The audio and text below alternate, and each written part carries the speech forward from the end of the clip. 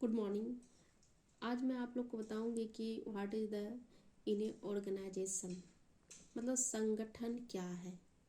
संगठन संगठन जो है हमारे जीवन का एक बहुत गहरा प्रभाव पड़ता है। संगठन का हम लोग में से अधिकतर लोग किसी न किसी संगठन से जुड़े हुए होते हैं और संगठन का सदस्य बनकर अपना जीवन भी व्यतीत करते हैं।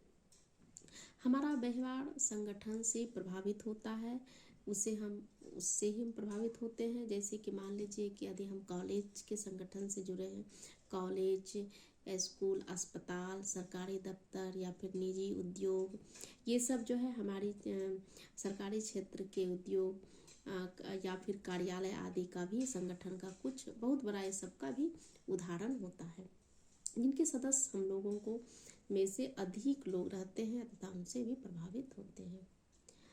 अब कहने का मतलब है कि संगठन किसे कहते हैं।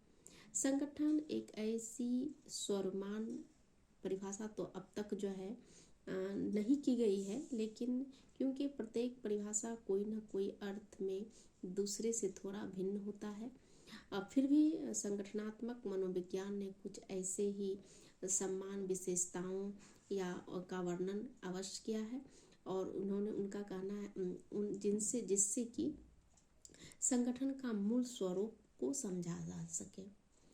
तो इन विशेषताओं की झलक हमें जो है इसके मनोविज्ञान में मिलता है।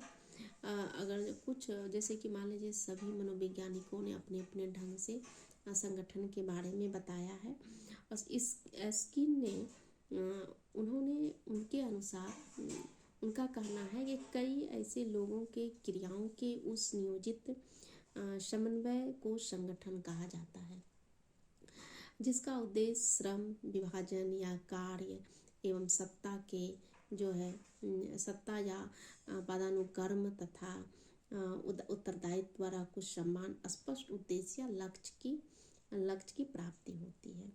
उसी तरह रॉबिन्स ने भी अपने परिभाषा में कहा, उनका मत था कि संगठन दो या दो से अधिक व्यक्तियों का एक नियोजन समन्वय है, जिसका उद्देश्य श्रम विभाजन तथा सत्ता के पदानुक्रम द्वारा कुछ सम्मान एवं स्पष्ट लक्ष्य की प्राप्ति से होती है।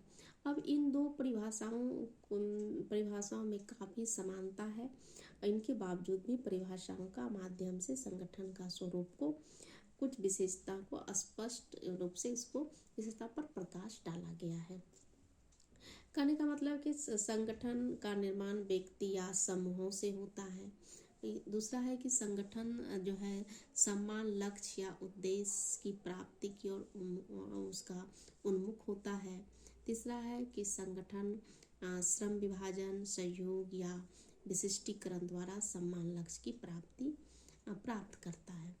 ये जो इससे हमें पता चलता है कि संगठन के माध्यम से हम बहुत कुछ सीखते हैं, समझते हैं और इससे जो है हमारा जीवन भी व्यतीत जीवन में जो जितने उसका जो है व्यतीत करने का भी हमें एक साधन है। संसाधन के माध्यम से हमें संगठन से जुड़े होते हैं, जिससे हमारा जीवन चलता है, जीविका भी चलता है।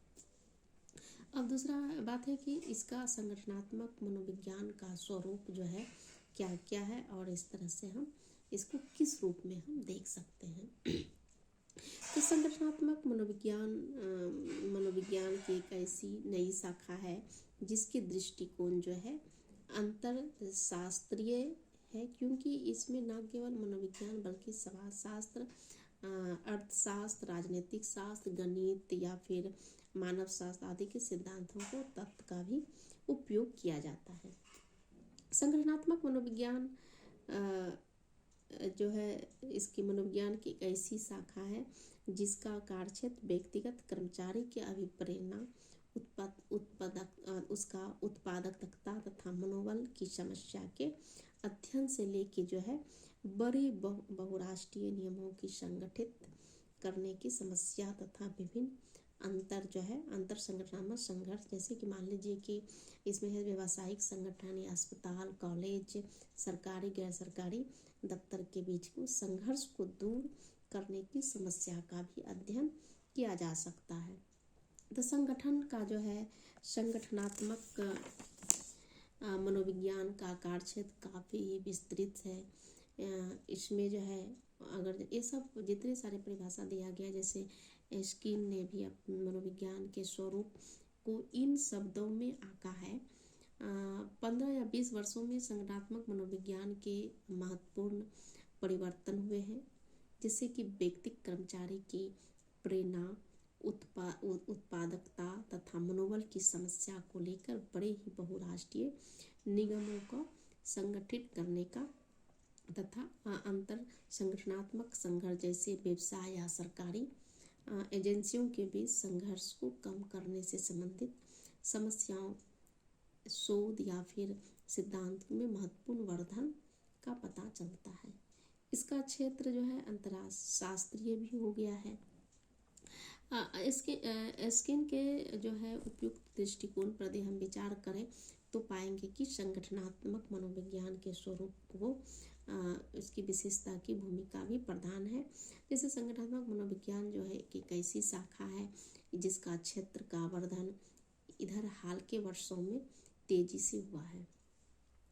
और दूसरा है कि संगठनात्मक मनोविज्ञान का विषय वस्तु विभिन्न संगठन की मानवीय समस्याओं का अध्ययन करता है। और दूसरे शब्दों में संगठनात्मक मनोविज्ञान किसी भी संगठन के सदस्यों की अंतःक्रियाओं एवं उसका संगठन पर पड़ने वाले प्रभाव का भी अध्ययन करता है। तो फिर उसके बाद है कि संगठनात्मक मनोविज्ञान का क्षेत्र जो है अंतर शास्त्रीय है, जिसमें कि मनोविज्ञान, समाजशास्त्र, राजनीतिक शास्त्र और ये सब सिद्धांतवादी सभी को योगदान होता है इसमें। इस तरह से हम कह सकते हैं कि संगठनात्मक मनोविज्ञान की ऐसी शाखा है जो कि संगठन के भीतर मानव व्यवहार के विश्लेषण एवं अध्ययन पर बल डालती है।